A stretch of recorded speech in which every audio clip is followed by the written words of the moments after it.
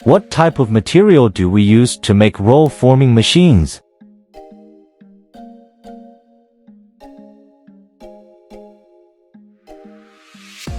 In manufacturing roll-forming machines, we always use the best materials so that the quality and life of the parts and the machine reach their highest level, and over the years, the quality of the manufactured product is maintained as on the first day, and the appearance of the work does not change. Choosing this material requires knowledge that Lotus engineers are proficient in. When choosing the alloys in question, we must consider how much hardness is desired. On the other hand, we must also consider the weight and density of the metal and its price. Let's examine the alloy of some parts of the devices. For the shafts of the machines, we use CAC steel.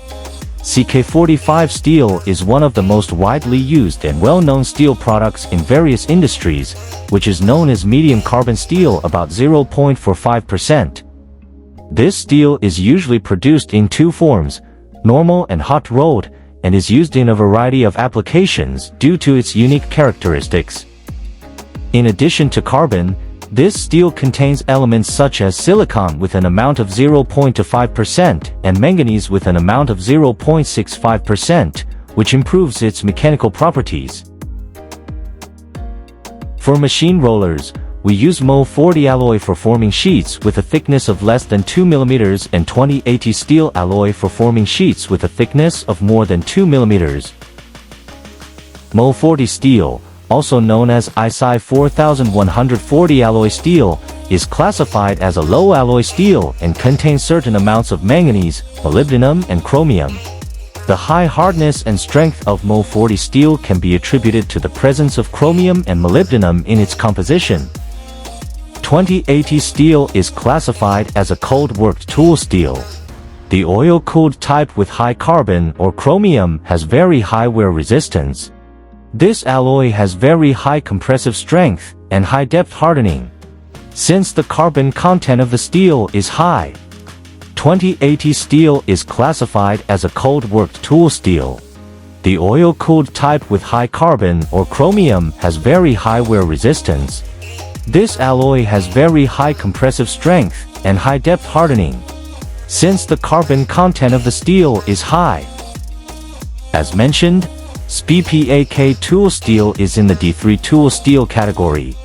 To achieve maximum properties in D3 tool steel, this category must undergo hardening and annealing processes, and after hardening, to achieve the best quality and accuracy, it is better to reduce the internal stress of the tool steel. To reduce the internal stress, the tool steel can be heated to 648 degrees Celsius and then gradually cooled. In the annealing stage of D3 tool steel, the steel is heated to 871 degrees Celsius. For this purpose, the parts are placed in a tempering furnace and the furnace temperature is increased to the desired level. This stage continues until the color of the tool steel reaches black.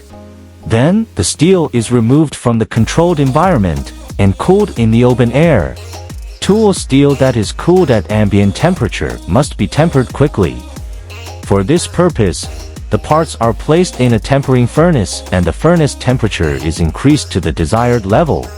In the next videos, we will cover a complete review of heat treatment.